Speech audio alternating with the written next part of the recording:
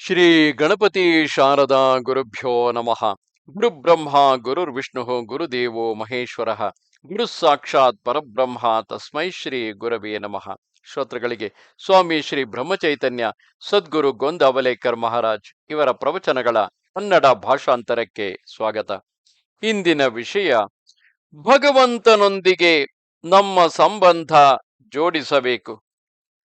ನಮ್ಮ ಬಾಯೆಯಿಂದ ಭಗವಂತನ ನಾಮ ಬರದೇ ಇರುವುದಕ್ಕಿಂತಲೂ ಮೂಕರಾಗಿರುವುದು ಉತ್ತಮವಲ್ಲವೇ? ನಮ್ಮ ದೃಷ್ಟಿಯು ಭಗವಂತನ ಮೂರ್ತಿಯನ್ನು ನೋಡದಿದ್ದರೆ ಆ ದೃಷ್ಟಿಯ ಉಪಯೋಗವಾದರೂ ಏನು? ನಮ್ಮ ಕಿವಿಗಳು ಅವನ ಕೀರ್ತಿಯನ್ನು ಕೇಳದಿದ್ದರೆ ನಮ್ಮ ಕಿವಿಗಳ ಉಪಯೋಗವೇನು?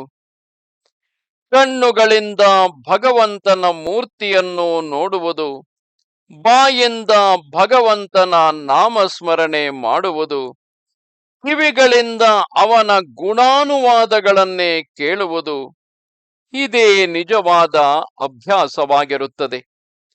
ಭಗವಂತನ ಚರಿತ್ರೆಯನ್ನು ಏಕೆ ಕೇಳಬೇಕು? ಅದರಂತೆ ನಡೆಯುವುದಕ್ಕಾಗಿ ಕೇಳಬೇಕು. ಭಗವತ್ ಪ್ರಾಪ್ತಿಗಾಗಿ ಒಂದು ಸುಲಭ ಉಪಾಯವಿರುತ್ತದೆ. ಭಗವಂತನೊಂದಿಗೆ ನಮ್ಮ ಸಂಬಂಧ ಜೋಡಿಸಬೇಕು. ಯಾವುದಾದರೂ ಸಂಬಂಧ ಹಚ್ಚಿಕೊಳ್ಳಬೇಕು.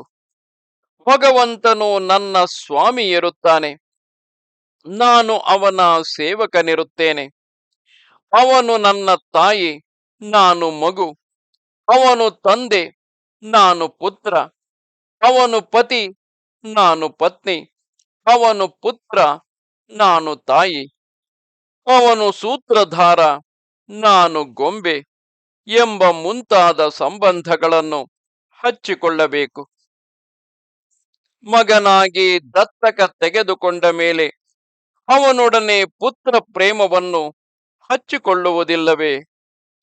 ಮದುವೆಯಾಗುವ ಮೊದಲು ಗಂಡನಾರು ಹೆಂಡತಿಯಾರು, ಆದರೆ ಮದುವೆಯಾದ ಕೂಡಲೇ ಸಂಬಂಧ ಹಚ್ಚಿಕೊಳ್ಳುತ್ತಾನೆ.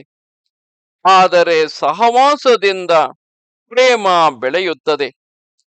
ಪ್ರೇಮ ಮಾಡುವುದರಿಂದ ಪ್ರೇಮ ಬೆಳೆಯುತ್ತದೆ. ಅದರಂತೆ ಭಗವಂತನ ವಿಷಯದಲ್ಲಿಯ ಪ್ರೇಮವನ್ನು ಯಾವುದಾದರೂ ಒಂದು ಸಂಬಂಧ ಹಚ್ಚಿಕೊಂಡು ಬೆಳೆಸಬೇಕು. ಇಷ್ಟೇ ಅಲ್ಲದೆ ಅದು ಸ್ವಭಾವವೇ ಆಗಬೇಕು. ಅಂದರೆ ಭಗವತ್ ಪ್ರಾಪ್ತಿಯು ಸುಲಭವಾಗಿ ಆಗುತ್ತದೆ. ಹನುಮಂತನು ದಾಸ್ಯ ಭಕ್ತಿ ಮಾಡಿದನು. ರಾಮನನ್ನು ತನ್ನ ಹೃದಯದಲ್ಲಿಯೇ ಇಟ್ಟುಕೊಂಡನು.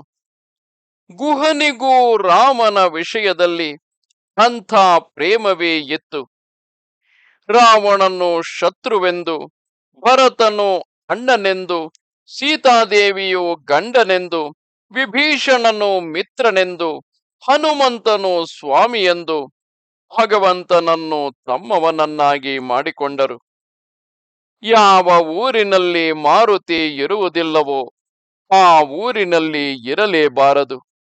ಮಾರುತಿಯು ಊರಲ್ಲಿ ಇಲ್ಲದಿದ್ದರೆ ಮನೆಯಲ್ಲಾದರೂ ಇಟ್ಟುಕೊಳ್ಳಬೇಕು. ಮನೆಯಲ್ಲಿ ದೇವರ ಉಪಾಸನೆ ಮಾಡಬೇಕು. ಮನೆಯು ಮಂದಿರದಂತೆ ಇರಬೇಕು. ಪರಾನ್ನವೆಂದರೆ ಎರಡನೆಯವರು ಸಂಪಾದಿಸಿದ ಅನ್ನ.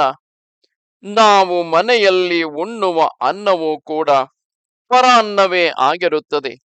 ಏಕೆಂದರೆ ಅನ್ನದಾತ ಭಗವಂತನೇ ಆಗಿರುತ್ತಾನೆ. ನಾವು ಇದರ ಸ್ಮರಣೆ ಇಟ್ಟುಕೊಂಡು ಊಟ ಮಾಡಬೇಕು.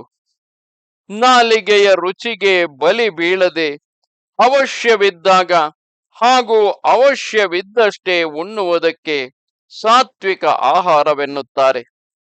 ಮುಖ್ಯವೆಂದರೆ ಪ್ರತಿಯೊಂದು ವಿಷಯದಲ್ಲಿಯೂ ಭಗವಂತನ ಸ್ಮರಣೆ ಇರಬೇಕು. ಅದು ಕುಡಿಯುವುದಾಗಿರಲಿ, ತಿನ್ನುವುದಾಗಿರಲಿ, ಹಾಡುವುದಾಗಿರಲಿ, ಬಾರಿಸುವುದಾಗಿರಲಿ, ತಿರುಗುವುದೇ ಆಗಿರಲಿ, ಎಲ್ಲದರಲ್ಲಿಯೂ ಅವನ ಸ್ಮರಣೆ ಇರಬೇಕು. ಗಾಯನದಲ್ಲಿ ನಿಶ್ಚಿತ ಸ್ವರದಲ್ಲಿಯೇ ಶಬ್ದೋಚ್ಚಾರಣೆ ಮಾಡಬೇಕಾಗುತ್ತದೆ. ಅದರಲ್ಲಿ ಭಗವಂತನ ಸ್ಮರಣೆ ಉಳಿಯುವುದು ಕಠಿಣವಿರುತ್ತದೆ. ಗಾಯನವು ಮನೋರಂಜನೆಗಾಗಿ ಇದ್ದರೂ ಭಗವಂತನನ್ನು ಅತ್ಯಂತ ಪ್ರೇಮದಿಂದ ಪ್ರಾರ್ಥಿಸಬೇಕು. ಅದನ್ನು ಕೇಳಿ ಅವನ ಕಣ್ಣುಗಳಲ್ಲಿ ನೀರು ಬರಬೇಕು. ರಾಮನು ನಮ್ಮ ಅವಶ್ಯಕತೆಗಳಿಗೆ ಅನುಸಾರವಾಗಿ ಎಲ್ಲಿಂದಾದರೂ ಕೊಡುತ್ತಾನೆ. ಆದ್ದರಿಂದ ಭಗವಂತನು ಇಟ್ಟದ್ದರಲ್ಲಿ ಸಮಾಧಾನದಿಂದಿರಲು ಕಲಿಯಬೇಕು. ಪ್ರಪಂಚದಲ್ಲಿ ದುಃಖದ ಪ್ರಸಂಗಗಳು ಬಂದರೆ ಮಾತ್ರ ರಾಮನ ಸ್ಮರಣೆಯಾಗುತ್ತದೆ. ಆದರೆ ಅದರಂತೆ ನಾವು ಯಾವಾಗಲೂ ಸ್ಮರಣೆ ಮಾಡಬೇಕು. ನಾವು ಭಗವಂತನ ಮೇಲೆ ಪೂರ್ಣ ಶ್ರದ್ಧೆಯನ್ನಿಡಬೇಕು. ಅಂದರೆ ನಮ್ಮ ಚಿಂತೆಯು ಅವನಿಗೆ ಹತ್ತುತ್ತದೆ. ಭಗವಂತನ ನಾಮದಲ್ಲಿ ಇದ್ದದ್ದಾದರೆ ಅವನನ್ನು ನಮ್ಮವನನ್ನಾಗಿ ಮಾಡಿಕೊಳ್ಳಲು ಬೇರೆ ಏನು ಮಾಡಬೇಕಾಗುವ ಅವಶ್ಯಕತೆ ಇರುವುದಿಲ್ಲ. ನಮಸ್ತೆ ಶಾರದೆ ದೇವಿ ಕಾಶ್ಮೀರ ಪುರವಾಸಿನಿ ತ್ವಾಮಹಂ ಪ್ರಾರ್ಥೆಯೇ ನಿತ್ಯಂ ವಿದ್ಯಾದಾನಂಚ ದೇಹಿಮೆ. ನಮಸ್ಕಾರ.